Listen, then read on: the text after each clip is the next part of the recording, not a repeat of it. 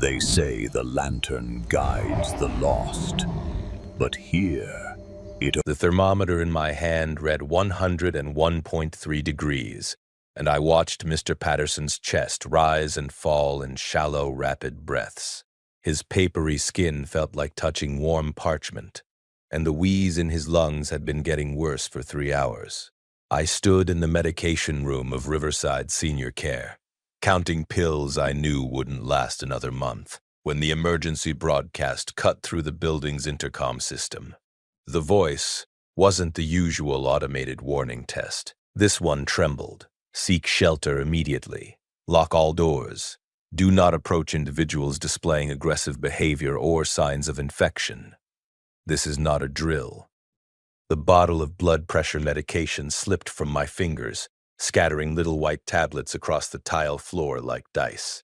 Through the window, I could see the parking lot where my assistant director, Marcus, was helping Mrs. Chen's son load her belongings into his trunk. They'd been planning her transfer to a facility closer to his house for weeks. The sun turned suddenly, and even from the 3rd floor I could see the wrongness in how he moved, jerky, violent, his head snapping toward Marcus with predatory focus. Marcus stumbled backward, his arms coming up defensively. The sun lunged. I ran.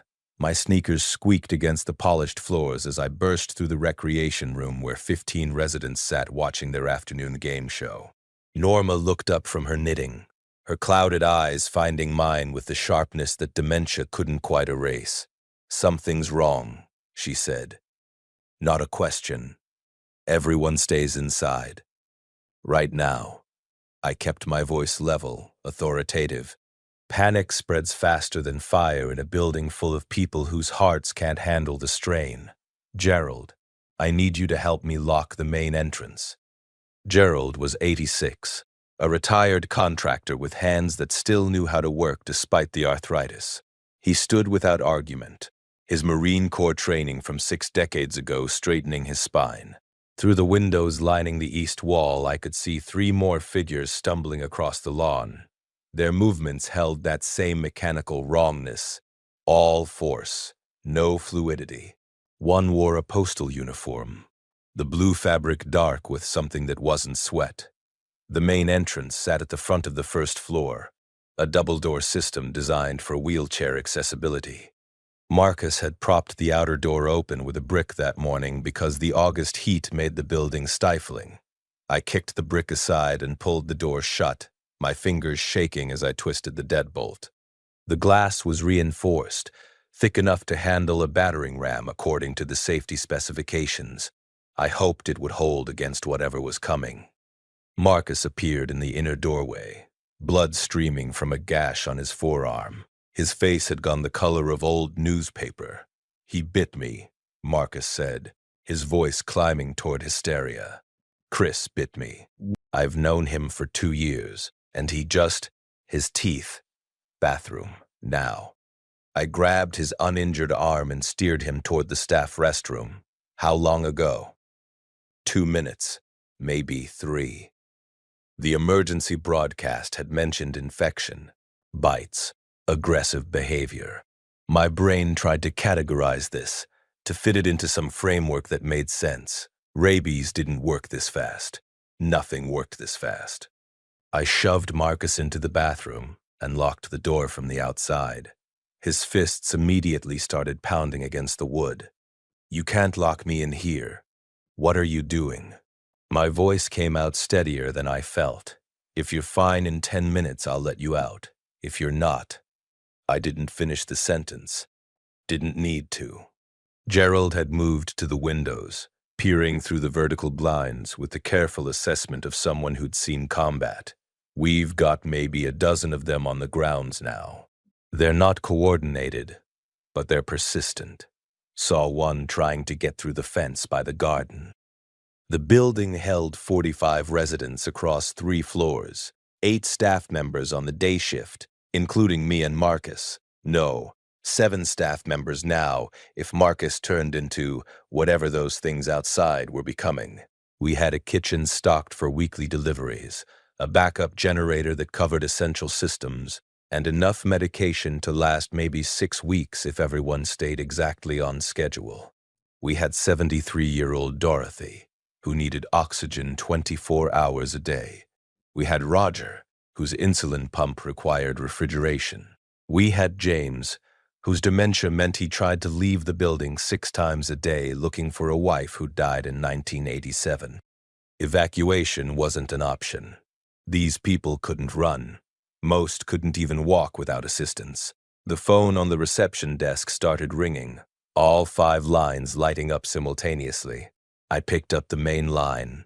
Riverside Senior Care. This is, get them out. The voice belonged to Sandra, one of our night nurses who'd called in sick that morning. Her words came between sobs. Get everyone out of there. They're everywhere. They're eating people. My husband, oh God, they ate. The line went dead. I looked at the 45 resident photos on the memory board behind the desk. Faces I'd known for 3 years, since I'd started as activities director and worked my way up to administrator. People who'd survived wars, depressions, personal tragedies that would have broken younger souls. People who trusted me to keep them safe. The first impact against the front door made everyone in the recreation room jump. Through the glass, I could see the postal worker, his face pressed against the reinforced pane. His mouth opened and closed like a fish, teeth scraping against the glass with a sound that made my molars ache. We're not evacuating, I said, loud enough for everyone on the first floor to hear. We're securing this building, and we're staying alive. Gerald, I need you to check every ground floor window. Make sure they're locked, make sure the locks are strong. Norma, can you get everyone upstairs to the 2nd floor? Use the elevator if anyone can't manage the stairs. Norma's needles were already back in her knitting bag. You heard him. Let's move, people. I'd never loved her organizational skills more than in that moment. The recreational aide, Tommy, appeared from the art room, his 23-year-old face pale but focused. What's happening? End of the world, maybe. You know how to use tools? I rebuilt a motorcycle last year. Good. Find anything we can use to reinforce these doors. Wood, metal, whatever's in the maintenance closet. We're turning this place into a fortress.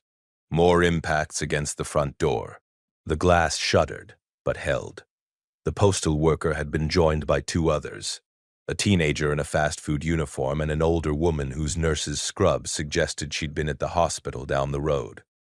From the bathroom, Marcus had stopped pounding. The silence felt worse than the shouting. I pulled out my keys and approached the bathroom door, pressing my ear against the wood. Marcus, talk to me. Marcus, if you can hear me, say something. The sound that came back wasn't words. It was a low, rattling growl that didn't belong in a human throat. My hand tightened on the keys until the metal bit into my palm. I thought about Marcus's wife, his 2 kids, the photos on his desk of his daughter's soccer team. I thought about the thing he was becoming on the other side of this door. Then I walked away, leaving him locked inside. Gerald returned, moving faster than I'd seen him move outside physical therapy. All ground floor windows are secure except the kitchen. The window by the loading dock has a crack in the frame. Won't hold if something hits it hard enough. Show me. The kitchen stretched along the back of the 1st floor. Industrial appliances and stainless steel prep surfaces gleaming under fluorescent lights. The cook, Raymond, stood by the walk-in freezer, still wearing his sauce-stained apron. We supposed to do dinner service? He asked, his pragmatism cutting through the chaos. Eventually. Right now, help me move this. I grabbed one end of the stainless steel prep table, 6 feet long, 400 pounds easy. Gerald and Tommy took the other end, and Raymond pushed from the middle. We dragged it across the tile, the legs leaving long scratches until it sat flush against the compromised window. Through the glass above the blocked area, I could see the loading dock. 3 bodies lay on the concrete, torn apart with a savagery that made my stomach clench. The delivery driver who brought our groceries every Tuesday lay face down, His back opened up like someone had taken a machete to his spine. Something moved near the dumpsters. Everyone out of the kitchen, now. I didn't wait to see if they followed, just herded them toward the door and pulled it shut behind us. The kitchen had two entrances, this one leading to the main building and the loading dock entrance. I locked our side and prayed the external door was already secure. The elevator dinged on the second floor. Norma's voice carried down the stairwell, directing traffic with the efficiency of a former elementary school principal. Roger, you're in room 14. Dorothy, let's get you and your oxygen set up in the corner room where you can see the garden. James, stay with me, honey. I took the stairs two at a time. The second floor held the majority of our resident rooms, arranged along two corridors that formed an L shape around the nurses' station. Residents milled in the hallways, some in wheelchairs, others leaning on walkers. The confusion on their faces hurt to see. Maggie, our head nurse, met me at the nurses' station. Her gray hair had escaped its usual bun, and she'd rolled up her sleeves like she was preparing for surgery. I need a full medical inventory, I told her. Everything we have, every pill, every supply, and I need to know who absolutely cannot miss a dose of what. Already started. She handed me a clipboard with her cramped handwriting covering 3 pages. We're critical on insulin and blood thinners. I can ration most everything else, but those are the priorities. And oxygen tanks. Dorothy's not the only one who needs them. We've got 6 residents on supplemental oxygen. How long can we stretch supplies? Depends on whether people keep breathing. Her dark humor had sustained her through 40 years of nursing. Give me best case scenario, we've got 8 weeks of critical medications. Worst case, 3 weeks. Make it last 12. I'm a nurse, not a wizard. Figure it out anyway. The lights flickered. Everyone in the hallway went still. The building's electrical hum continued, but that momentary flicker felt like a warning. I thought about the backup generator, the fuel tank that fed it, the fact that our weekly fuel delivery had been scheduled for tomorrow. Tomorrow, when the world had apparently decided to end. The windows along the west corridor overlooked the parking lot and main entrance. I joined Gerald, who'd taken up position there like a sentry. Below, the crowd had grown. Dozens of them now, stumbling across the pavement, drawn by movement or sound or some instinct I didn't understand. They clustered around the main entrance, pressing against the glass, their hands leaving smears of blood and worse. Romero was right, Gerald muttered. What? Old zombie movies, 1960s, 70s. Everyone said they were ridiculous. He tapped the glass, not looking so ridiculous now. Zombies. The word felt absurd even thinking it, but I couldn't find a better explanation. The behavior matched mindless aggression, biting the apparent death and reanimation of victims. Fiction had become instruction manual. A crash echoed from the first floor, then another, the sound of breaking glass. I ran, the kitchen. Something had gotten through the loading dock entrance. Through the door's window, I could see the prep table we'd moved. It was shifting, pushed aside by multiple bodies forcing their way through the compromised window. The glass had finally given way. Tommy was already there, carrying a toolbox and a sheet of plywood from the maintenance closet. Help me brace this door.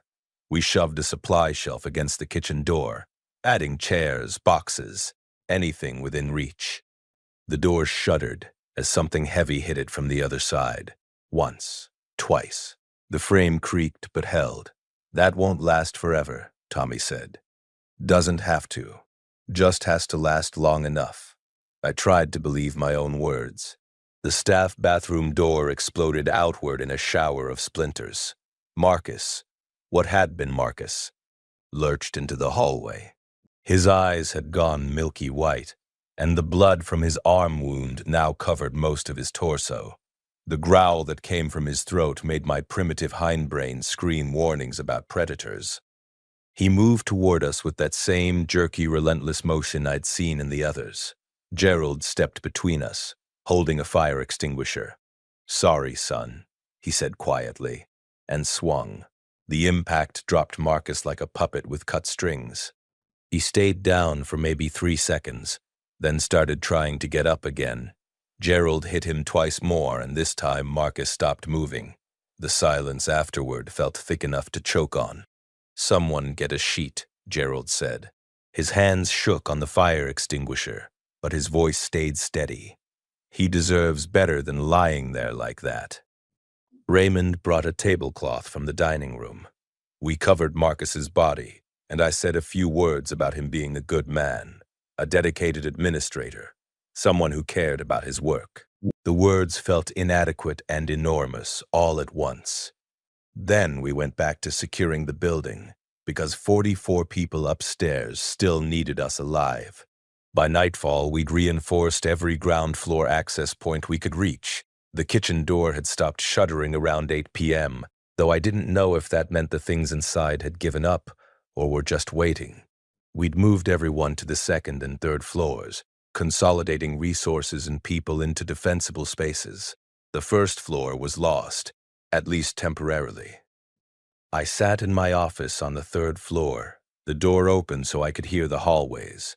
The building had gone quiet except for the usual nighttime sounds: Roger's CPAP machine, the soft murmur of late-night television, someone coughing down the hall. Norma appeared in my doorway carrying 2 cups of coffee, made it from the last pot before we sealed the kitchen.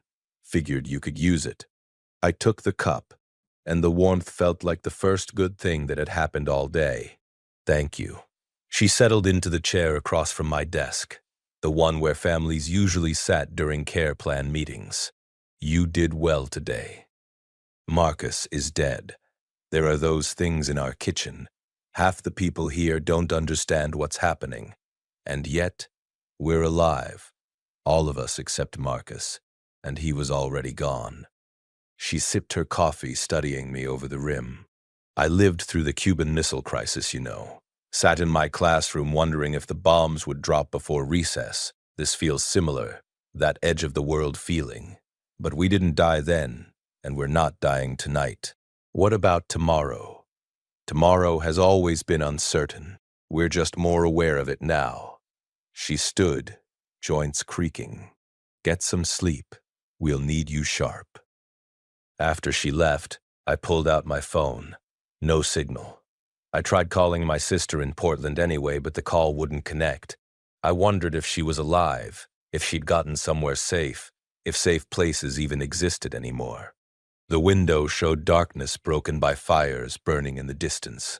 The city lights had gone out around 10 p.m., block by block, like someone was throwing switches.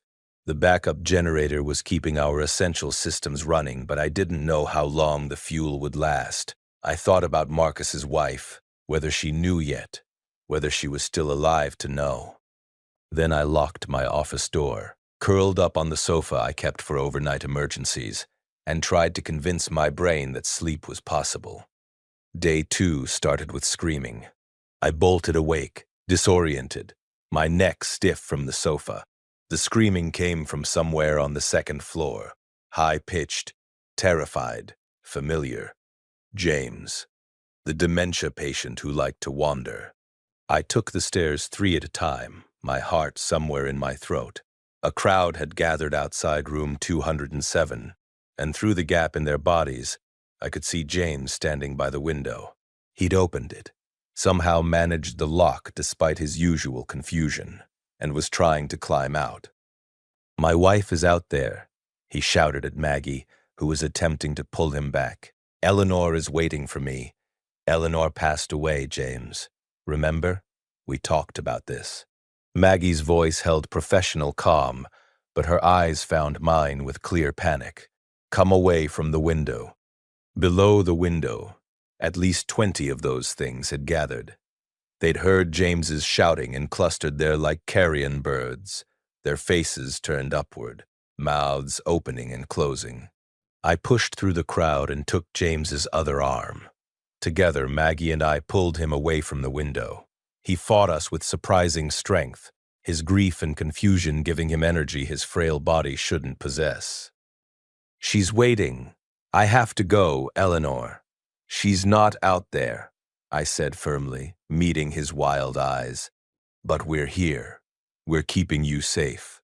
The fight drained out of him suddenly, leaving him sagging between us. We guided him to his bed, and Maggie administered something that would help him rest. Within minutes, his breathing had evened out into sleep. In the hallway, I addressed the gathered residents. "New rule. All windows stay locked. No one opens them for any reason. We can't risk the noise drawing more of those things." "We're prisoners now?" Dorothy asked from her wheelchair, her oxygen tank hissing softly beside her. "We're survivors. There's a difference." Back in the stairwell, away from the residents, Maggie caught my arm. "We need to talk about James, and about the others with dementia. They don't understand the danger. They're going to keep trying to leave. What are you suggesting?" "Door alarms at minimum, maybe moving them to rooms without exterior windows." "I don't like it either, but we can't watch everyone every second." She was right, and I hated it. Restricting residents' freedom went against everything we stood for as a care facility, but keeping them alive mattered more. "Do it. Set up whatever systems you need." The rest of the day became about inventory and rationing. Raymond had managed to save most of the perishables from the walk-in freezer before the power situation became critical, moving them to coolers packed with ice from the backup ice maker. We had maybe 3 days before that ice melted and everything went bad. "We need to eat the fresh stuff first," Raymond said, surveying his salvage supplies. "Fish, dairy, anything that'll spoil fast. Then we move to canned goods and dried foods." "How long will it last?" 45 residents, 7 staff? He calculated in his head. "If we're careful, 3 months of food. Maybe 4 if we stretch it. 3 months. The number felt both impossibly long and desperately short. Tommy had spent the morning working on the generator situation. He found me in the afternoon, grease-stained and exhausted. Fuel tanks 3/4 full. At current usage, we've got maybe 2 weeks of power. After that, we're dark. Can we reduce usage? Already running minimal systems, emergency lights, refrigeration, medical equipment. Only other option is to shut down completely at night. But then we lose security lighting." I thought about the darkness outside, those things stumbling through it, the value of being able to see them coming. Keep the lights. That night, we held the first community meeting in the 3rd-floor recreation room. Everyone who could understand what was happening gathered there, maybe 30 of the 44 remaining residents, plus the staff. I stood at the front, looking at faces that ranged from terrified to grimly determined. "I'm not going to lie to you," I started. "Everything has changed. The world outside isn't safe. We don't know if help is coming, and we can't count on rescue. What we can count on is each other." Gerald raised his hand. "What's the long-term plan?" "Survive, stay safe, protect each other. Beyond that, we adapt as situations change. And when the food runs out," this from Martin, a retired accountant whose sharp mind missed nothing. "When the medication runs out, when the generator dies, we'll solve those problems when we reach them. Right now, today, we have food and medicine and power. We have defensible shelter and each other. That's more than most people out there probably have." The words felt hollow even as I said them, but they seemed to settle something in the room.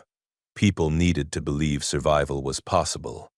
I needed to believe it too. Afterward, Norma caught me by the coffee maker. "You're a terrible liar, you know. Was it that obvious?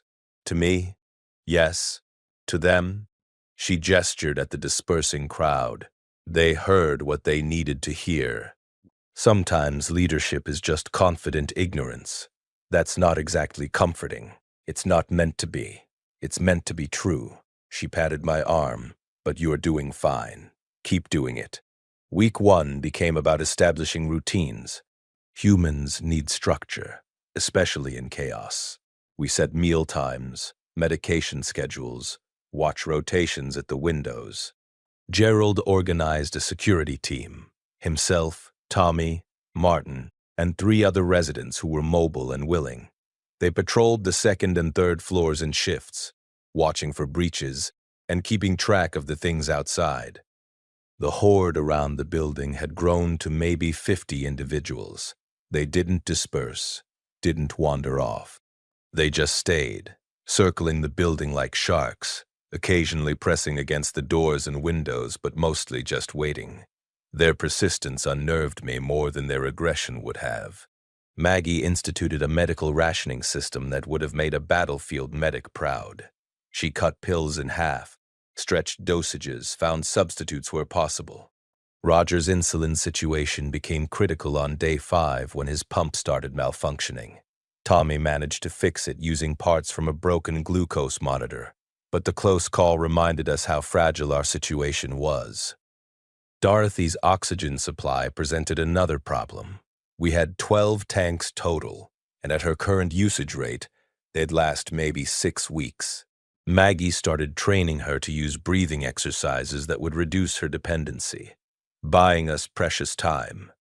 The kitchen situation resolved itself on day 6. The sounds from behind the barricaded door had stopped by day 3, and Tommy volunteered to check it out. We armed him with makeshift weapons, a hammer, a knife from the maintenance toolbox, Gerald's fire extinguisher, and stood ready as he cracked the door open. 4 bodies lay inside. The things had apparently torn each other apart in their trapped frenzy, leaving carnage across the tile floor. We cleared them out, cleaned the space as best we could, and reclaimed our kitchen. Raymond nearly wept when he saw his workspace again. The loading dock entrance was destroyed beyond repair, but we sealed it with plywood and metal shelving units until it was more wall than door.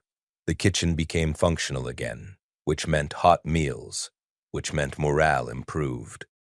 Small victories mattered when the world had ended. On day 8, we lost our first resident to natural causes. Harold, 91 years old, died in his sleep from congestive heart failure. We'd known it was coming. His condition had been deteriorating for months. But his death hit everyone hard, not because we were shocked, but because of what came after. We had to deal with the body. I'd worked in senior care for 5 years. I'd dealt with death before, had helped families make arrangements, had said goodbye to residents I'd grown to love. But this was different. There were no funeral homes to call, no coroners to handle the logistics. There was just us and Harold's body and the very real possibility that he might reanimate. We kept him in his room for 6 hours, watching for any sign of movement. Maggie explained that the infection seemed to spread through bites, through fluid transfer, but we couldn't be sure. What if it was airborne? What if death itself was enough to trigger the change? Harold stayed dead, really dead. After 8 hours, we wrapped him in sheets and carried him to a storage room on the 3rd floor that we'd converted into a makeshift morgue. The temperature was cooler there, and we could seal the door. "We'll give him a proper burial when this is over," I told his roommate Frank, who'd known Harold for 15 years. Frank just nodded, his eyes wet. He was ready to go. Told me last week he was tired. Guess he got his wish. The matter-of-fact acceptance of death that came with age sometimes felt like wisdom and sometimes felt like tragedy. That day, it felt like both. Day 10 brought rain, which brought a new problem. The roof had leaked in Section B for months, something we'd been meaning to fix but kept postponing. Now water dripped through the ceiling into 3 second-floor rooms, forcing us to move residents and set up buckets to catch the worst of it. Tommy went up to the roof access with a tarp and some duct tape, trying to patch the leak in a downpour while things below moaned and reached upward. He came back soaked and shaking, but the leak slowed to a manageable drip. "There's more of them," he reported. "Must be 100 now, maybe more. They're surrounding the whole building." The numbers kept growing. Every day brought more of them, drawn by some instinct or stimulus we couldn't identify. We kept quiet, kept the lights low at night, but still they came. On day 12, the power died. One moment we had lights, refrigeration, the steady hum of the generator keeping us connected to normalcy. The next moment, darkness. The backup generator had finally consumed all its fuel, and we had no way to get more. We'd prepared for this. Tommy had distributed flashlights and batteries. Raymond had moved the most critical food items to coolers. Maggie had adjusted medication storage to account for lack of refrigeration. But preparation didn't make the darkness less oppressive. That first night without power, the building felt like a tomb. Every sound became magnified. Creaking floorboards, distant moans, the wind against the windows. I sat in my office with a battery-powered lantern, trying to calculate how many days we had left before various systems failed completely. Roger's insulin would spoil within days without refrigeration. Dorothy's oxygen tanks would run out in 4 weeks. The food would last maybe 2 months if we were careful. And winter was coming. We'd have no heat once the temperature dropped. Gerald found me there around midnight. He carried his own flashlight and moved with the quiet confidence of someone who'd lived through worse. "Thinking doesn't help," he said, settling into the chair across from me. "I spent 6 months in a jungle in Vietnam wondering when I'd die. Drove myself half crazy with it. Eventually learned that worry is just suffering twice. How do you turn it off? You don't. You just focus on the next thing. The next meal, the next watch, the next conversation. String enough next things together, and suddenly you've survived another day. What if there isn't a next thing? What if this is it? Then we make it mean something." He gestured toward the hallway, where 43 people slept in various rooms. You chose to stay with them when you could have run. That means something. They trust you to keep trying. That means something too. After he left, I sat in the darkness and thought about meaning, about the choice to protect people who couldn't protect themselves, about whether that choice made me noble or stupid, or just human. I didn't have answers, but I had the next thing. Morning rounds, checking on residents, solving whatever crisis the day would bring. So I went to sleep and prepared to wake up and do it again. Week 3 started with a supply run discussion that turned into the first real argument we'd had since this started. Martin, the accountant, had been tracking our food consumption and projected we'd run out completely by day 75. "We need to get more supplies," he insisted during a staff meeting. "There are stores, warehouses, abandoned houses. Food is out there." "Along with hundreds of those things," Maggie countered. "Anyone who goes out there has maybe a 50-50 chance of coming back, so we just wait here and starve?" Tommy leaned forward. "What if we could get to the pharmacy 3 blocks down? We'd solve the medication problem, at least temporarily. I could go, move fast, get in and out." "Absolutely not." I shook my head. "We're not risking lives on supply runs unless we have no other choice." "When will we have no other choice?" Martin pressed. "When we're already starving? When Roger's insulin is already gone?" He had a point, and I hated that he had a point. We compromised.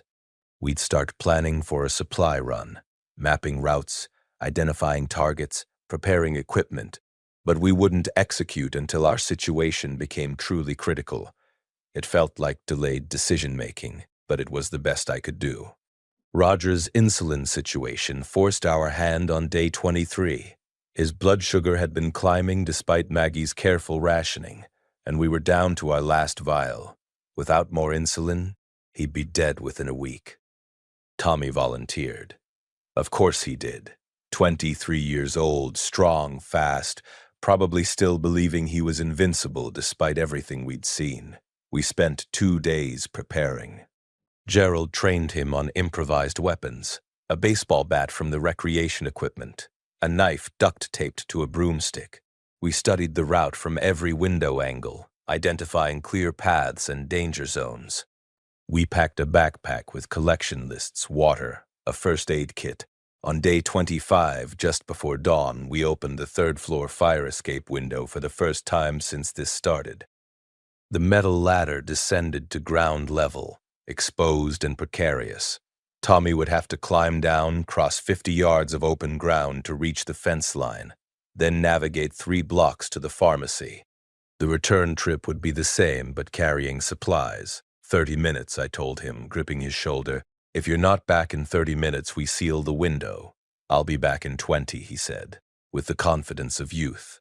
Then he went out the window, and we watched him descend into hell. He moved well, staying low, keeping quiet. The things near the building hadn't spotted him yet. Their attention focused on the doors they'd been pressing against for weeks. Tommy reached the fence, climbed it in seconds, and dropped to the other side. Then he ran. We tracked his progress through binoculars, watching him dodge between abandoned cars and debris. A cluster of things near the intersection turned at his movement, but he was already past them. He reached the pharmacy, disappeared inside. 15 minutes passed. I watched the clock, my jaw clenched so tight my teeth ached. 20 minutes. Come on, Gerald muttered beside me. Come on, kid. 23 minutes. Tommy burst out of the pharmacy, backpack bulging, something clutched in his free hand. He sprinted back the way he'd come, and this time the things saw him. A dozen of them converged on his path, their movements gaining coordination through collective focus. Tommy didn't slow down. He dodged left around a minivan, vaulted over a concrete barrier, put on a burst of speed that would have made an Olympic runner proud. The things followed, but they were slow, uncoordinated. He reached the fence with seconds to spare. The climb took forever. The backpack's weight slowed him, and for one terrible moment I thought he'd fall. But he made it over, dropped to our side, and sprinted for the building. We hauled him through the window at the 28-minute mark. He collapsed on the floor, gasping, his clothes soaked with sweat, but his eyes were triumphant. Got it. Got all of it. The backpack contained 20 vials of insulin, 3 months of blood pressure medication, antibiotics, painkillers, and a dozen other critical supplies. Tommy had cleaned out the pharmacy's entire diabetic section and grabbed everything else he could carry. You beautiful idiot, Maggie said, her voice rough with emotion. You stupid, wonderful idiot. That night, we had a celebration. Raymond made a special dinner using ingredients he'd been hoarding, and we gathered in the recreation room like this was a birthday party instead of the apocalypse. People laughed, told stories, acted almost normal. Tommy was the hero of the hour, and he accepted the attention with embarrassed grace. Later, alone in my office, I let myself feel the terror I'd been suppressing. We'd gotten lucky. Tommy could have died, and we'd probably have to do it again. If you've ever had to watch someone you're responsible for risk their life for medicine that used to cost $40, you'll understand the weight that settled on me that night. Hit the like button and subscribe, because what happened in the next months would test whether survival was even worth the cost. Day 30 brought the first frost, a thin layer of ice coating the windows and reminding us that winter was coming whether we were ready or not. The building's heating system required electricity, which meant we'd be facing the cold months with nothing but blankets and body heat. Gerald and Tommy spent the morning inventorying what we had: 12 heavy blankets, assorted winter coats from the resident storage closets, and a pile of quilts that Norma's knitting circle had made last spring. We'll need to consolidate sleeping arrangements, Maggie said during our daily staff meeting. Put people together in rooms, share body heat. The second floor is warmer than the third because heat rises from the first floor even without the system running. You're talking about cramming residents into shared spaces, I said. Some of them have been in private rooms for years. I'm talking about keeping them from freezing to death. Her tone held no apology. Comfort versus survival. You choose. She was right. and choosing made me feel like a warden instead of a care administrator. We started moving people that afternoon. Dorothy and Helen became roommates. Roger moved in with Frank. James, whose dementia made him unpredictable, got paired with Martin, who had the patience of a saint and the alertness to handle James's nighttime wandering. Every resident lost some dignity, some privacy, some piece of the life they'd had before. They accepted it with the stoicism of people who'd survived the Depression, World War II, Korea, Vietnam, people who understood that comfort was a luxury and survival was the baseline. On day 34, we discovered the garden. I'd forgotten about the rooftop garden, honestly. It had been a small project started 2 years ago. Raised beds with tomatoes, herbs, some flowers for the residents to tend. When the outbreak happened, the garden had been furthest from my mind. Tommy found it during a roof inspection, checking for structural damage and additional leaks. He came down with dirt on his hands and excitement in his eyes. There's food up there. Not much, but it's something. Tomatoes have gone wild, and there's some kind of squash growing out of control. We harvested what we could. Maybe 20 pounds of vegetables, frost-damaged but edible. More importantly, we found seeds. Packets of seeds stored in a waterproof container, left over from the garden's setup. Can we grow food up there? I asked Raymond, who'd spent his childhood on a farm in Iowa, not in winter.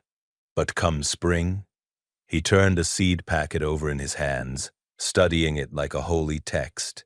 Come spring, we could have real crops, enough to stretch our food supply significantly. Spring felt impossibly far away, but the possibility gave us something to plan for beyond just surviving today. Week 6 brought our second death. Margaret, 87, succumbed to pneumonia. We'd been fighting it for 10 days, but without proper antibiotics. Tommy's pharmacy run hadn't included the specific type she needed. Her lungs simply gave up. She died holding Norma's hand, her breathing fading from labored to shallow to nothing.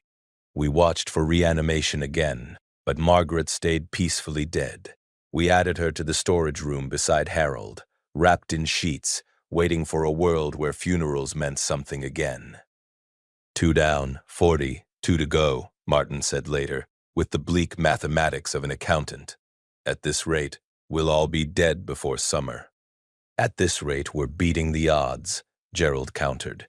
2 dead from natural causes in 6 weeks with what we're dealing with? That's not bad. The argument about whether our survival rate was acceptable went on for an hour. I let them debate because it meant they were still engaged, still thinking, still human enough to argue about statistics. Day 45 marked the day the horde dispersed. I woke to silence. Not the usual morning quiet broken by distant moans and the shuffle of feet against pavement. Actual silence. At the window, the ground sat empty. The 100+ creatures that had surrounded us for 6 weeks had simply vanished overnight, leaving debris and stains but no bodies. Where did they go? Tommy whispered, like speaking too loud might bring them back. Does it matter? Gerald scanned the perimeter with binoculars. They're gone. That's what counts. But it did matter. Because things that follow patterns can be predicted, and these things had just broken their pattern. For 6 weeks they'd clustered around the building, mindless and persistent. Now they'd left for some reason we couldn't identify. Were they migrating? Following food sources? Operating on some instinct we didn't understand? The uncertainty felt worse than the siege. We maintained security protocols anyway, kept watches at the windows, stayed inside. But the psychological shift was enormous. For the first time since this started, the building didn't feel like a trap. It felt like a shelter. On day 50, we attempted our second supply run. This time, the target was the grocery store 6 blocks away. The team consisted of Tommy, Gerald, and Martin. Speed, experience, and planning working together. They left at dawn through the fire escape, armed with makeshift weapons and empty backpacks. We'd identified a route that avoided the main streets where things seemed to cluster. residential areas cutting through yards, staying low and quiet. I watched through binoculars as they navigated the urban landscape. The world outside looked post-apocalyptic in the truest sense. Abandoned cars, scattered debris, dark windows that might hide anything. No signs of other survivors, no evidence that anyone else had made it. 90 minutes passed. Then 2 hours. Maggie paced beside me, her professional calm cracking. They should be back by now. Give them time. It's farther than the pharmacy. 2.5 hours. I started planning for the worst. How to tell people how to manage with only 4 staff members, whether we should attempt a rescue or accept the loss. At the 3-hour mark, 3 figures appeared at the fence line. They moved slower than they'd left, weighted down with supplies, but they moved together. All 3 made it back. All 3 came through the window alive. The backpacks contained canned goods, rice, pasta, jarred vegetables, protein bars, and 2 cases of bottled water. Enough food to extend our timeline by another month. Store was mostly cleaned out, Martin reported, breathing hard. But we hit the back storage areas. Found stuff looters missed. See anyone else? I asked. Gerald shook his head. Saw signs of people, empty camps, recent fires, but no actual survivors. If there are others, they're hiding as good as we are. That night, we rationed out small luxuries from the supply run. Candy bars for residents with sweet teeth, coffee for the staff, a bag of cookies that Norma divided with mathematical precision. Small pleasures became enormous in a world without pleasure. Week 8 brought a new challenge. Sanitation. Our water still worked, fed by the city's gravity-based system, but toilets required electricity for the building's pump system. We'd been using a manual flushing method, pouring buckets of water into the bowls, but our water reserves were finite. Tommy rigged a rainwater collection system using tarps and gutters, channeling water into barrels on the roof. It gave us non-potable water for flushing and cleaning, preserving our drinking water. The system was crude but functional, another small victory in our ongoing battle against infrastructure failure. On day 60, James died. Not from disease or natural causes.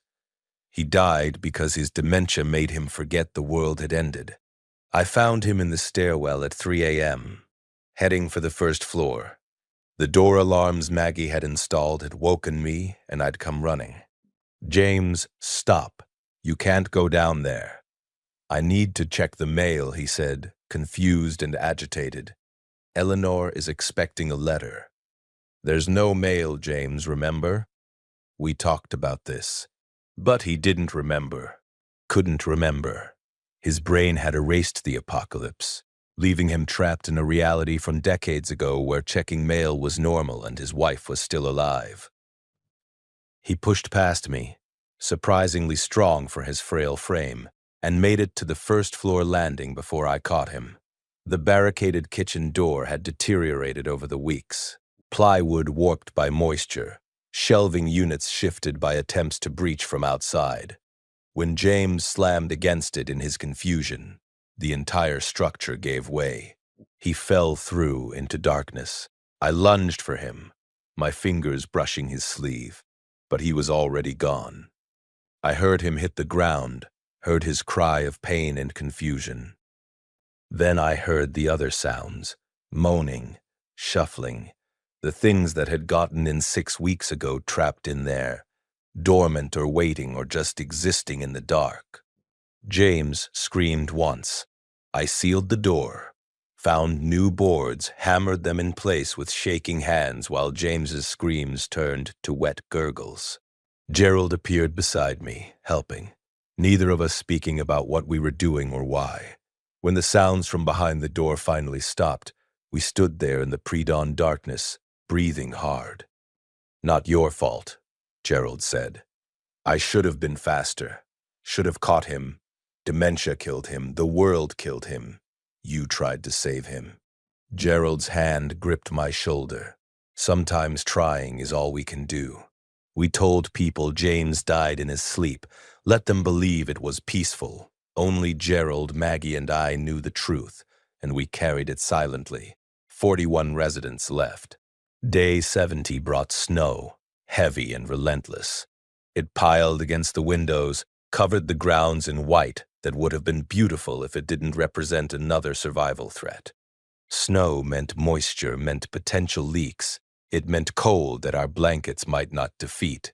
It meant limited visibility and difficult movement if we needed to make another supply run. But it also meant water.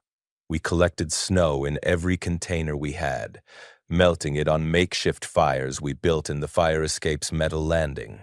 The water tasted clean and cold and like a gift. Raymond started a rationing system that would have made a Depression-era housewife proud. Every meal became precisely calculated: calories, nutrition, variety. Nobody went hungry, but nobody got full either. We existed in a constant state of mild hunger that became so normal we stopped noticing. On day 83, we heard the broadcast. Tommy had been tinkering with an old radio he'd found in the maintenance closet, trying to get it working on battery power. Most of his attempts produced only static, but on day 83, a voice cut through the white noise. Safe zone established in Lincoln County. Military protection, food, medical care. Survivors should proceed to the county fairgrounds. Repeat, safe zone established, automated and tinny. But it was the first indication we'd had that organization existed somewhere, that someone was trying to rebuild. Lincoln County was 200 miles away. We gathered in the recreation room to discuss it. 41 residents, 6 staff members, all looking to me for a decision I didn't want to make. We could go, Martin said. 200 miles is manageable. If we plan it right, take vehicles, move in a convoy. With what vehicles? Maggie interrupted. The cars in the parking lot have been sitting for 3 months. Batteries are probably dead. And you want to load up people with walkers, wheelchairs, oxygen tanks, and drive through territory filled with those things. So we stay here and starve? Is that the alternative? Dorothy raised her hand from her wheelchair, her oxygen tank hissing. I can't make a 200-mile journey. We all know that. So the question is whether you abandon people like me, or whether we all stay together. The room fell silent. Gerald spoke carefully. Nobody's talking about abandoning anyone. Aren't they? Dorothy's gaze swept the room. Because if going to that safe zone is the smart choice, the survival choice, then taking along people who slow you down is the stupid choice. I understand mathematics. This isn't about mathematics, I said.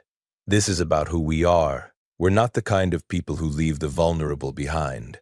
Even if it kills us, Martin pressed. Even then, the vote wasn't unanimous, but it was clear. We would stay together. We would stay here. We would make this building work for as long as it could work. 3 people disagreed. Martin, one of the younger nurses named Kyle, and a resident named Patrick, who was mobile and independent. After the meeting, they came to my office. We want to try for the safe zone, Martin said, not trying to split the group or cause problems. But it's our choice, isn't it? He was right. I couldn't force them to stay. We spent 2 days preparing their departure, gave them supplies, weapons, a map marking the safest route we could identify. On day 85, they left through the fire escape at dawn. I watched them disappear into the winter landscape. 3 figures growing smaller, carrying backpacks and hope towards something that might be salvation or might be death. We never saw them again, never knew if they made it to Lincoln County or died somewhere along those 200 miles. Their absence left a hole in the group that went beyond numbers. 38 residents, 5 staff members, and a growing sense that we were alone in ways that went beyond physical isolation. Week 14 brought an unexpected visitor. I was on window watch when I saw him. A man, definitely alive, moving with purpose across the snowy grounds. He carried a rifle and a backpack, and he moved like someone with military training. He approached the main entrance, and knocked. Actually knocked, like this was a social call. Gerald and I approached the door cautiously, weapons ready. Through the reinforced glass, I could see him clearly. Mid-30s, fit, wearing winter gear that looked military surplus. "I'm not infected," he called through the glass. "Name's Derek. I've been watching your building for 3 days. You've got a good setup here. What do you want?" I asked. "Trade, information for food. I've got maps, supply locations, knowledge about the infected. You've got food and shelter. We could help each other." Gerald and I exchanged glances. Every instinct screamed caution, but information had value. Knowledge about what was happening beyond our walls could save lives. "Show us you're not bitten," I said. "Roll up your sleeves. Show your neck." He complied, stripping off his jacket despite the cold to prove his skin was unmarked. Satisfied, we cracked the door open and let him into the entry vestibule, sealing him in there while we assessed. Derek didn't push, didn't demand. He sat on the floor, hands visible, rifle set aside, and waited for us to decide. "Tell us something useful," I said. "Prove your information has value." "The infected are migrating south," he said immediately, following warmth, following food. "That's why the horde around your building dispersed. They're moving toward the city center, where the population was denser.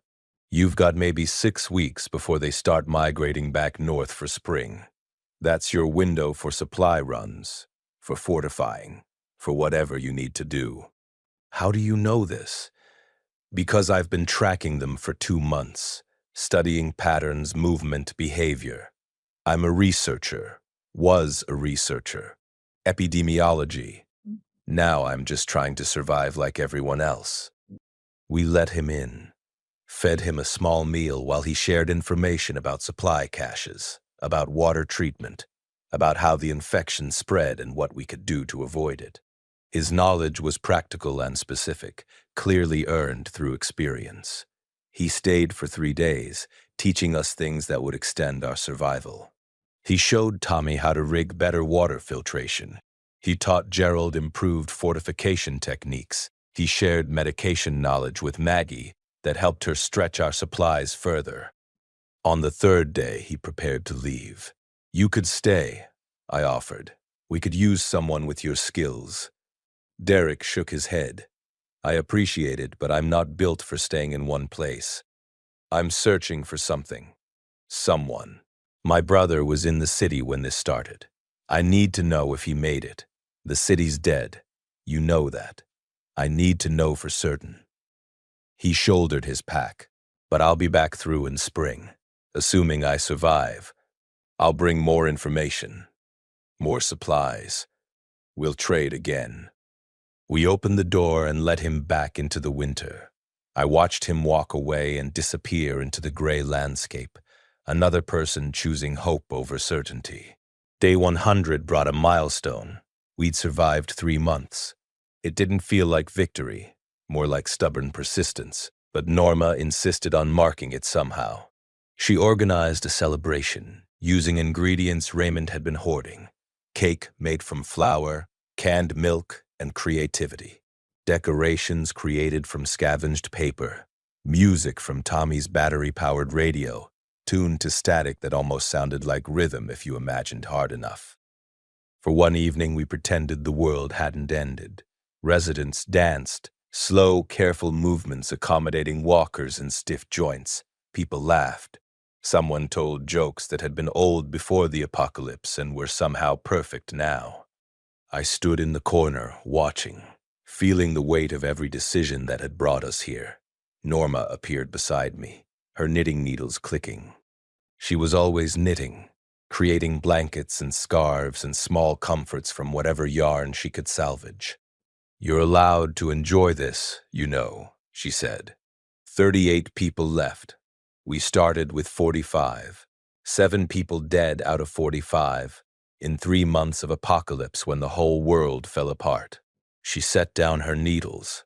"That's not failure. That's remarkable.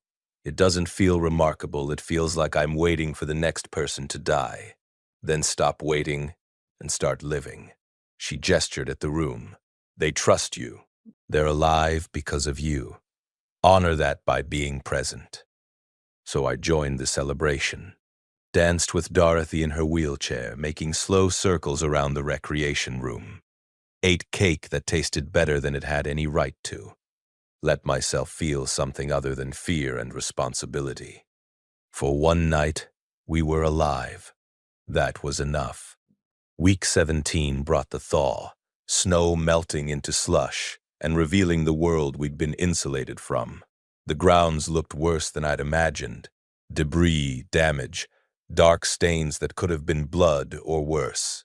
But the melting snow also meant spring was coming, which meant the rooftop garden could become functional. Tommy and Raymond spent days preparing the soil, mixing in compost we'd been creating from food scraps. We planted seeds with ceremony that felt almost sacred. Tomatoes, squash, beans, herbs, things that could grow in containers and provide food. These won't produce anything for months, Raymond warned. Don't expect miracles. But the act of planting meant believing in months from now. It meant choosing future over just surviving today. On day 130, Roger died. His diabetes had been increasingly difficult to manage despite Tommy's insulin run, despite Maggie's careful rationing. His body simply gave up, worn down by age and disease and the stress of surviving the apocalypse. He died peacefully, surrounded by people who'd become family. We added him to our makeshift morgue, and Frank, his roommate of 3 months, eulogized him with stories about their late-night conversations about sports and grandchildren and the lives they'd left behind. 37 residents remained. The spring brought more activity from the infected. Derek had been right. They migrated back north as temperatures rose, drawn by some instinct toward areas where prey might emerge from winter hiding. The horde that reformed around our building was smaller than before, maybe 40 individuals, but their presence reminded us that safety was always temporary. We adapted, maintained silence, kept watches, stayed invisible. The infected eventually dispersed again, their attention spans limited by whatever remained of their broken brains. Day 150 brought an unexpected development. The garden was producing. Small tomatoes, barely ripe, but actual fresh food grown by our hands. Raymond harvested them with reverence, distributing 1 tomato to each resident, like they were precious gems. I bit into mine and tasted summer, tasted hope, tasted the possibility that we could actually do this long term. Week 23 marked another supply run, this time targeting a hardware store for tools we needed for building repairs and garden expansion. Tommy and Gerald went together, moving with the confidence of experience. They returned 6 hours later with metal sheeting, nails, screws, power tools we couldn't use without electricity, but kept anyway, and something unexpected. Books. Found a library, Gerald explained, dumping armfuls of books onto the recreation room floor. Figured people could use something besides staring at walls. The books transformed our evenings. People read aloud in groups, discussing plots and characters, like this was a book club instead of the apocalypse. Fiction gave us escape. Non-fiction gave us knowledge. Both gave us something to think about besides survival. On day 170, Helen died in her sleep. Natural causes, peaceful exit. 36 residents left. The deaths had become routine, which felt both tragic and necessary. We mourned, we honored, we continued. Day 180 brought Derek back. He appeared at the door looking thinner but alive, his pack full of supplies and his eyes holding stories he'd share once inside. We welcomed him like returning family, fed him, listened to his tales of the world beyond. The safe zone in Lincoln County is real, he reported. Got close enough to see it. Military presence, organized community. But it's overcrowded and they're turning away people who can't contribute. Elderly, sick, injured. They're not accepting them. So Martin and the others? I asked. Derek shook his head. Never saw them. Doesn't mean they didn't make it, but if they did get there, they might not have gotten in. The information settled heavy. We'd made the right choice staying together, but it had cost us 3 people who might have survived if we'd chosen differently. Derek stayed a week this time, helping with fortifications and teaching advanced survival skills. When he left, he promised to return again in fall to check on us and trade more information. "You're building something here," he said before leaving. "Something worth protecting. Don't give up on it." Week 28 brought garden expansion. With Derek's help, we'd reinforced the roof structure enough to add more containers. Soon we had 30 planters producing vegetables, a small farm in the sky providing maybe 20% of our nutritional needs. 20% meant our canned goods would last proportionately longer. It meant we'd bought ourselves months of additional survival time. On day 200, Norma called another celebration.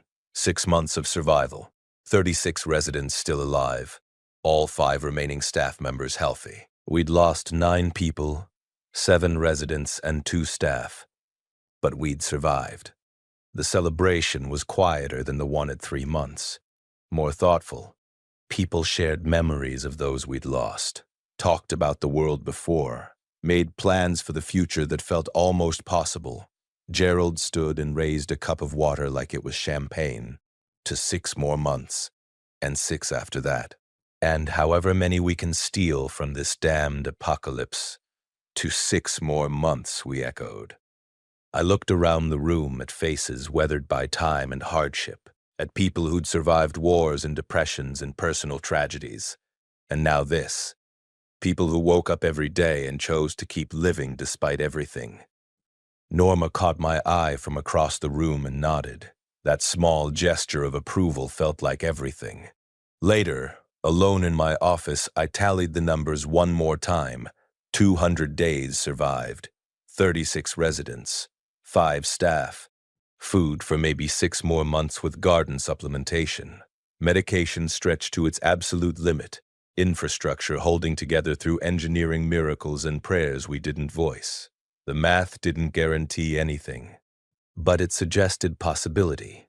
I thought about the choice I'd made on day 1, to stay, to protect, to refuse evacuation when it might have saved my own life. I thought about Marcus, James, Margaret, Harold, Helen, Roger, about Martin, Kyle, and Patrick, wherever they were. I thought about the 36 people sleeping in rooms above me, trusting me to keep making the impossible choices that kept them alive. Tomorrow would bring new challenges, always did. But tomorrow was something we'd earned through 200 days of stubborn, desperate, magnificent survival. I turned off the flashlight and sat in darkness that no longer felt quite so heavy. We weren't just surviving anymore. We were living. And in a world that had ended, living felt like rebellion. The window showed stars above the dead city, pinpricks of light in endless night. Somewhere out there, other people were surviving, making their own impossible choices. Somewhere, the world was trying to piece itself back together. Here, in this building, 36 elderly people slept safely because we'd chosen to protect them when abandonment would have been easier. That choice had cost us everything comfortable and easy, but it had given us something more valuable: purpose, meaning, the knowledge that when everything fell apart, we'd held the line. If you've stayed with me through 200 days of protecting those who couldn't protect themselves, through every impossible choice and heartbreaking loss, then you understand why this matters. Share this story, because humanity isn't measured by who survives, but by who we choose to protect when survival means leaving the vulnerable behind. Comment below what you would have done differently, because these conversations matter. These choices matter.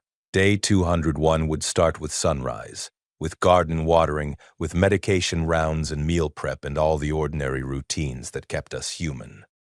But tonight, we'd survived another day together, and tomorrow we'd do it again.